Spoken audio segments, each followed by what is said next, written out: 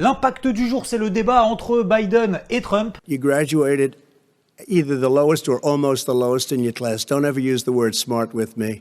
Don't ever use that word. Oh, give me a break. Because you know what? There's nothing smart about you, Joe. Ah, le rendez-vous tant attendu pour que les marchés puissent prendre une direction très claire.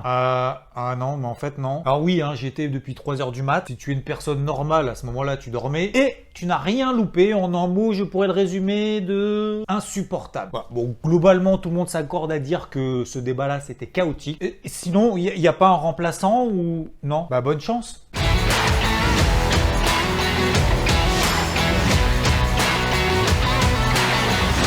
Alors l'impact du jour, c'était ce midi à Paris. Et oui, un gros boom. Bon, c'était juste un avion de chasse en fait qui passait le mur du son.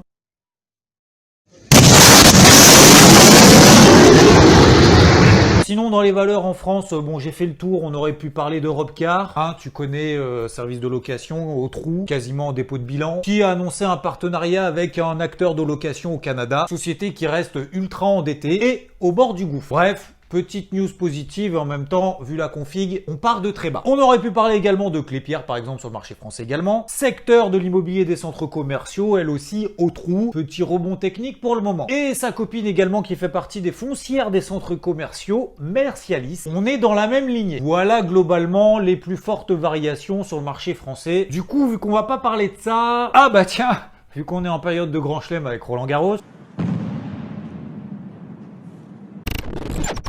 Voici le grand chelem du jour sur les statistiques macroéconomiques. Ah bah oui, parce qu'on dit depuis un moment que tout est pourri. Là, ça remet du baume au cœur un peu. Voilà des bonnes nouvelles par rapport à ce qui est attendu. Pas bonnes nouvelles dans l'absolu. Du coup, voici toutes les données. Je les prends sur Forex Factory, si jamais ça t'intéresse de regarder. Et tu le sais, très probablement que c'est la semaine du NFP. Donc nous avons commencé en amuse-bouche, comme tu le sais, les mercredis. Enfin, une fois par mois, le mercredi juste avant le NFP. C'est l'ADP qui est ressorti avec 100 000 créations de postes de mieux que prévu. Et ça, c'est les données pour le mois de septembre. Sachant qu'en plus, le chiffre du mois précédent a été révisé à la hausse. Oui, ils publient des chiffres et puis ils peuvent se permettre le mois suivant, finalement, de revoir celui d'avant. Bref, en juillet, c'était encore mieux que ce qui avait déjà été publié au mois d'août. Et généralement, vu qu'il y a l'ADP, donc l'emploi aux États-Unis, qui intervient juste avant le NFP, toujours aux États-Unis, hors secteur agricole, c'est pour ça qu'on les appelle les non-farm, payrolls, et généralement on se dit l'ADP du coup ça présage de ce qui va se passer sur le NFP.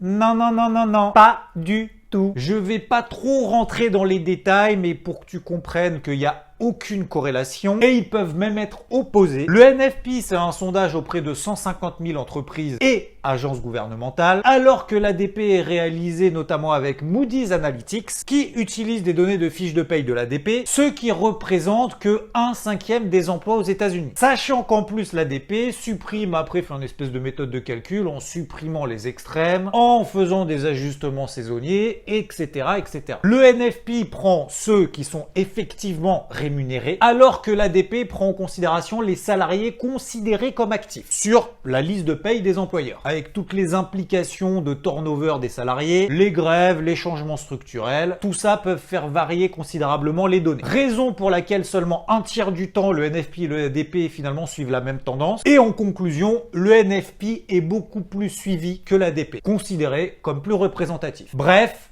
il n'y a pas de lien entre les deux. Nous avons eu également le Chicago PMI. Explosion. C'est un sondage réalisé auprès de 200 directeurs d'achat dans la région de Chicago, comme son nom l'indique, pour connaître leurs sentiments économiques. Tu vois, est-ce que ça va en termes d'emploi, de production? Est-ce que tu as des nouvelles commandes? En termes de prix, ça monte, ça baisse? Est-ce que les fournisseurs livrent les trucs? Est-ce qu'ils sont pas à la bourre? Les stocks, est-ce qu'ils augmentent? Est-ce qu'ils baissent? Tout ce genre de trucs pour savoir si la situation va bien ou pas. Et là, largement meilleur que prévu. Nous avons également le PIB américain. Là, je vais pas expliquer ce que c'est. Moins 31,4%, sachant que c'est la dernière estimation du deuxième trimestre. Oui, il y a 3 estimations. Donc, la troisième, vu que c'est le troisième essai, c'est moins important. En rappelant quand même qu'il s'agit de données annualisées. Donc, attention à ne pas les comparer avec d'autres PIB qui, eux, sont uniquement sur un trimestre. Et nous avons eu également les ventes de logements en cours, plus 8,8%, c'est top. On avait déjà eu d'ailleurs la statistique sur les ventes de logements neufs, donc c'est top, mais attention concernant les inégalités. Encore une fois, les autorisations d'hypothèque, elles sont en chute libre.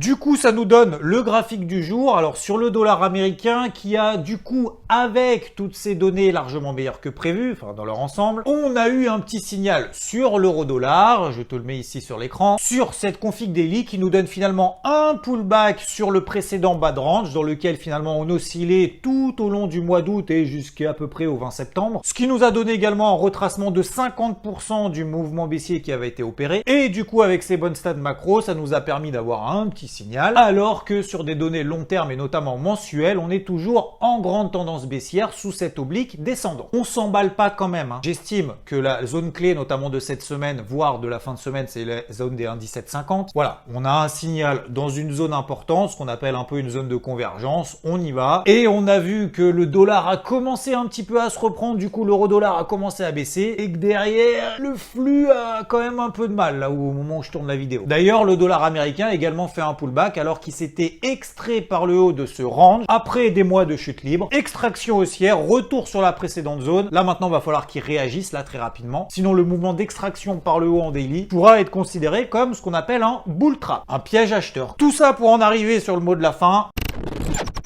On a eu des bonnes statistiques macroéconomiques en milieu de semaine, mais ne vendons pas la peau de l'ours ou la peau du taureau, hein. Sachant que demain on aura encore pas mal de statistiques macroéconomiques, notamment l'ISM manufacturier, et vendredi, comme tu le sais maintenant, le NFP, le non-farm payroll. N'oublie pas cette nuit à 3h du mat de mettre ton réveil pour voir le débat en... Ah non, il n'y a plus de débat là. Ah putain, c'est dommage. Allez, en tout cas, si tu te lèves pas à 3h du mat, lève le pouce. Merci à toi. Abonne-toi, active la cloche. Je sais, ça fait beaucoup de choses d'un coup. Donc je répète, like, s'abonner, cloche pour les notifications, parce que je travaille quand même sur quelques nouveautés, peut-être d'ailleurs sur la chaîne YouTube très prochainement. Je veux pas trop m'avancer, mais voilà, j'y travaille. Puis bah merci, bonne soirée et à demain. Ciao.